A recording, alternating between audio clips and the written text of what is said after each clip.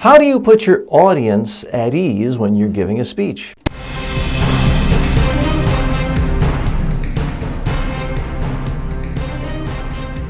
Speaking, the show about effective speaking in public, to the media, at work, and in life. Speaking with TJ Walker. I do frequently get this question. How do you put your audience at ease? It's also a question that's widely searched on the internet. So I want to address that today in the program. For starters, I will give you specific suggestions on this, but first and foremost, be interesting and relevant and memorable to your audience. That will solve all your other problems. If you actually give people a great speech, a great presentation that's interesting, useful, and memorable, nobody's going to have any time to be nervous or uncomfortable or ill at ease.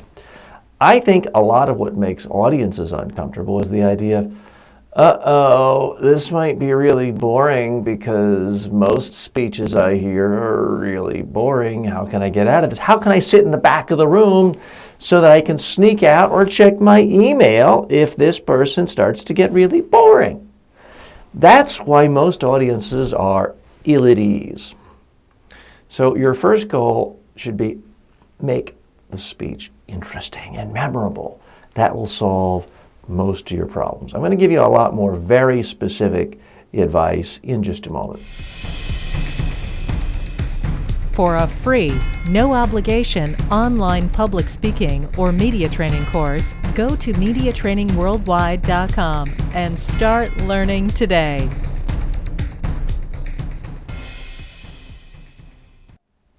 It is possible that your audience feels uncomfortable because you're a big shot, you're famous, you're a celebrity, or you're a king, or you have power, and they feel like you are so far above them. That could happen. One of the things you can do, and it happens before your speech starts, that's just a matter of simply get there early, get to the room early, shake hands with people, introduce yourself, be a real person. Don't act like the celebrity who has to, come in from behind the curtain at the last second and dash off the second the speech is done. Unless you really are running for president, you have so many demands on your time, or you're Tom Cruise or someone like that. But for most of us in the world, if you're going to give a speech, let's make the most of it, and an extra 10 minutes of getting there early won't hurt you. The other problem people have is they get to the venue and they want to read their notes or go over their slides or go to a private room and look over the slides. That's not the time to be rehearsing. You should have done that before. Now it's time to start the whole process of communicating, and the first part is making sure the audience doesn't feel ill at ease with you, that they do feel comfortable. Simply going around the room, introducing yourself, shaking people's hands, ask them a question about themselves, ask them where they're from, ask them what they want to get out of your presentation. If they know the topic and know what you're about, ask them. I mean, that's something I do in every presentation I give, even if it's to 3 people. Before I start for that day of training, I ask people, what do you want to get out of today? Where do you feel less than great when you're speaking? I will then incorporate exactly what they said into my presentation in the first 60 seconds. And that makes them feel a lot more comfortable that this isn't some canned, generic speech or training. I might make them slightly uncomfortable at the moment because I've mentioned them by name. But it's a good kind of being uncomfortable because they realize, hey, the spotlight is on them, and I've listened to them, I care about them, I'm respecting them, and I'm being responsive to them. So that's a huge thing you can do right off the bat, is simply get there early and talk to people physically, unless you just don't like that sort of thing, physically shake people's hands and touch them. It's just harder to dislike someone and feel like they are arrogant and off-putting if they've taken the time to walk up to you, look you in the eye, shake your hands and ask you how you're doing, what you want to get out of something. It's just human nature to feel a lot more comfortable with someone like that and to want to listen to them more carefully. The next thing that will really help make your audience more at ease is the structure of your speech.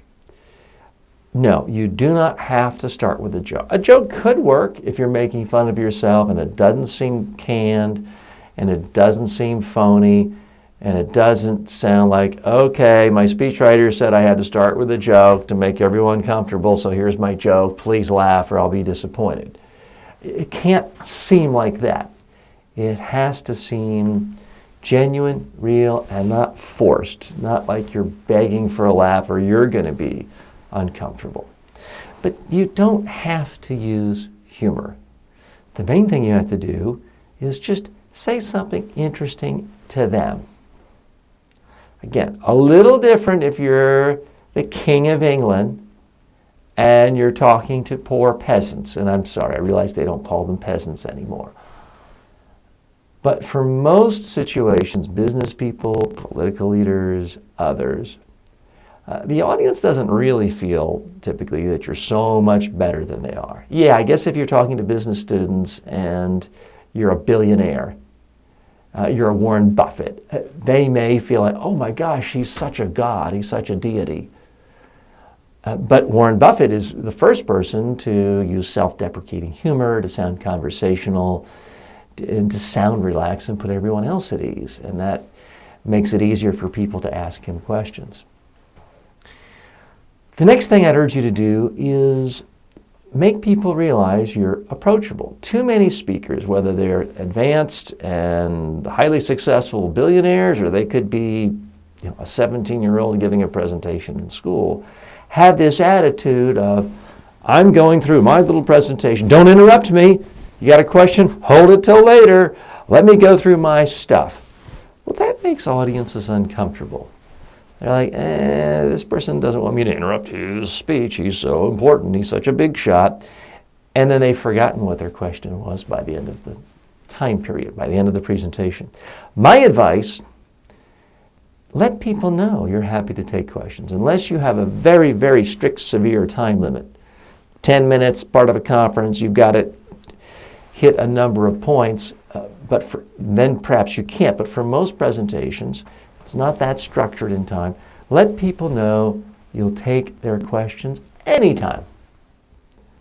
You could say, well, but TJ, this person's interrupting my presentation. Guess what?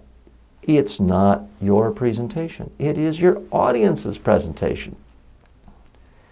And if you let them know that, they're going to feel more comfortable. You want them comfortable tossing out a question and making it more like a conversation, because any question the audience asked, one member asked, maybe other people have the same question in mind.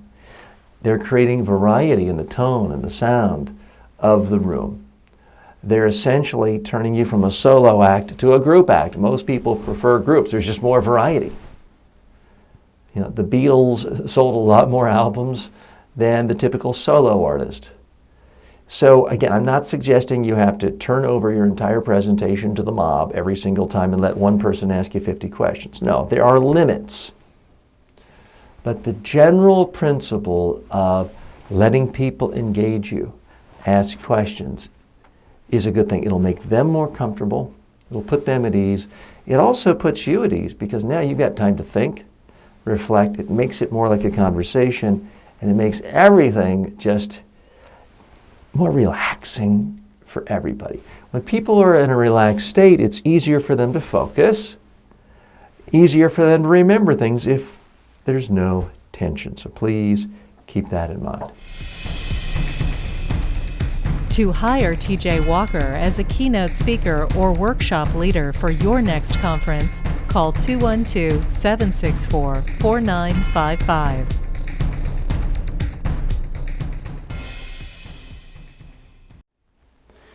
I want to thank all the regulars out there for the questions you sent. Again, I'm happy to answer any question you have about public speaking, speaking to the media, speaking in times of crisis. All questions will be answered here. This is the one place anywhere on the internet, audio, video, you name it, where every single question is answered as it relates to speaking and spoken communication. The show is about you. It's not about me. I'm certainly using my experiences, having trained thousands and thousands of executives and politicians and CEOs for the last more than 30 years. But it's to help you and give you a better sense of what best practices are, what works, what doesn't work when it comes to presenting more effectively. So please send me your questions. You can email me directly, tj@mediatrainingworldwide.com. That's my personal email, so send me your questions directly. Thanks so much. As always, may all of your presentations in life be a success. Speaking with TJ Walker is the #1 rated daily streaming TV and radio show devoted to all aspects of speaking and communication. If you received value from this show, then please subscribe to it at mediatrainingworldwide.com. Please review the show, leave comments, and share it with your friends and colleagues today.